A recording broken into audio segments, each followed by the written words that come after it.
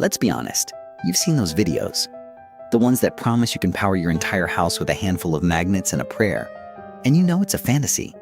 But what if I told you the real secret to long-term power isn't some hyper-complicated million-watt generator you have to guard with your life? It's about understanding a simple, brutal truth. In a true grid-down scenario, your goal isn't to power your 80-inch television and the air conditioning. Your goal is to power the one or two things that will keep you alive and informed. And you need to do it with something that won't scream your location to every desperate soul for miles. That's the real game. And the device that wins it isn't what you think. It's a solar-powered battery bank you can build from scavenged parts. And it works not because it's high-tech, but because it's brutally simple, utterly silent, and ruthlessly efficient. First, you need to abandon the idea of AC power. Alternating current, the stuff coming from your wall outlets. In a survival situation, chasing AC is a fool's errand that burns precious fuel and creates a detectable electronic signature. The future is DC, direct current. The clean, simple, silent power of batteries. Think about it. Every critical piece of modern survival gear. Your two-way radio, your LED lights, your water purifier's UV wand, the medical device keeping someone alive. It all runs on DC. We're conditioned to think we need to convert everything back to the grid standard.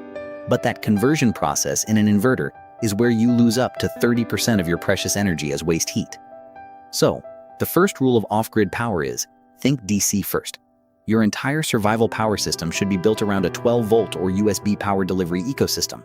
This isn't just an efficiency hack. It's a strategic reduction of your energy profile. This section is based on practical field survival experience rather than formal academic sources. Now, for the heart of the system, the battery.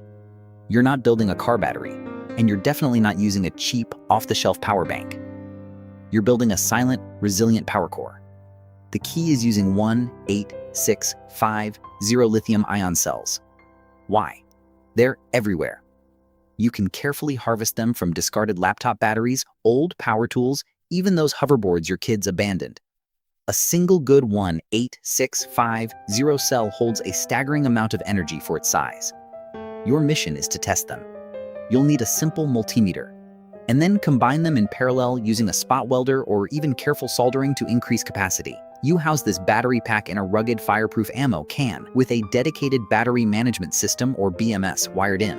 The BMS is the brain. It prevents overcharging, over-discharging, and balances the cells. Without it, you've built a bomb. With it, you've built the silent, beating heart of your new off-grid life. But a battery is just a reservoir. You need to fill it. This is where the true scavenger's genius comes in, the solar panel. You don't need a massive, obvious rooftop array. What you need are smaller, portable, and easily concealable panels. The best sources are old solar garden lights. Their tiny panels are perfect for trickle charging a small battery for LEDs, or the larger panels from broken solar road signs or camping gear. You wire these panels in series to increase the voltage, connecting them to your battery core through a cheap, essential component called a solar charge controller. This little box is the traffic cop, ensuring the variable power from the sun doesn't fry your carefully built battery. On a good day, a scavenged array the size of a cafeteria tray can silently pump enough power into your ammo can battery to run your comms and lights for days. So you have power, stored silently. How do you use it? This is where your pre-built DC ecosystem pays off. You don't plug things in, you hardwire them. You run wires directly from your battery, through a fuse box. Never, ever skip the fuses.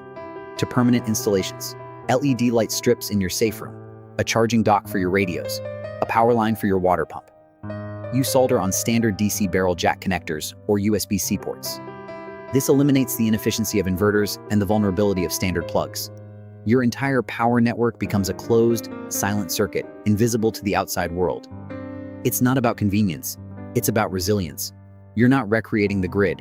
You're building something better for the world that's coming. But here's the part nobody talks about, the psychology of light and sound. When everything else is dark and silent, the hum of a generator is a dinner bell. The sudden glow of a 100-watt bulb in a blacked-out neighborhood is a beacon. Your scavenger power system is powerful precisely because it is invisible. A single low-current LED, strategically placed and shielded, provides enough light to perform critical tasks without painting a target on your location. The silence of a DC system is a tactical advantage as valuable as the electricity itself. It allows you to hear the world outside your walls while your own world maintains a sliver of normalcy. This isn't just electrical engineering, it's social stealth. This section is based on practical field survival experience rather than formal academic sources. Now let's talk about the ultimate test: winter, or a long period of overcast skies. Your solar panels become nearly useless. This is where your scavenger's mindset needs to expand. You need a secondary manual input method. And the most reliable is the humble bicycle generator. It sounds almost comically low-tech, but the physics are brutally efficient. You salvage a permanent magnet DC motor from an old treadmill or a car alternator. You rig it to a stand, so the flywheel presses against the back tire of an upside-down bike. When you pedal, you spin the motor, and it generates a surprising amount of DC current, which you feed right back into your charge controller and your battery core. It's not just about power generation. It's about converting human caloric surplus, nervous energy, the need to do something, into a tangible, life-sustaining resource. In the dead of a silent winter, the act of pedaling for an hour to power your radio for the night becomes a ritual. It connects your survival directly to your own effort. The final and most critical principle is redundancy and distribution. You do not build one of these ammo-can power cores. You build 3 or 4. You hide them in different locations.